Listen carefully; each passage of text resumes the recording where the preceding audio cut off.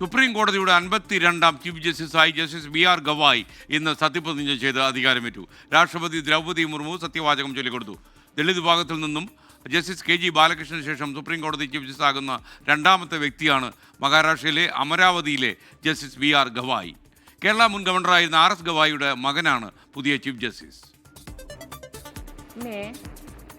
मैं भूषण रामकृष्ण गवई जो भारत के उच्चतम न्यायालय का मुख्य न्यायमूर्ति नियुक्त हुआ हूँ, सत्यनिष्ठा से प्रतिज्ञा करता हूँ.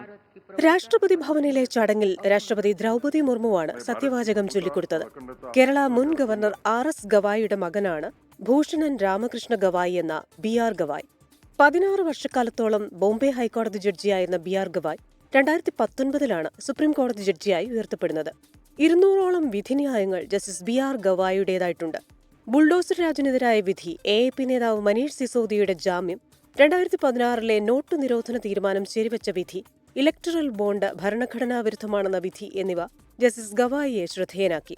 ബുൾഡോസർ രാജ് ഭരണഘടനാ വിരുദ്ധമാണെന്നും ജഡ്ജിമാരെ പോലെ പെരുമാറാൻ ഉദ്യോഗസ്ഥർക്ക് അധികാരമില്ലെന്നും അങ്ങനെ പ്രവർത്തിച്ചാൽ കടുത്ത ശിക്ഷാ നടപടികൾ നേരിടേണ്ടി വരുമെന്നും ഗവായ് വിധിയിലെഴുതി.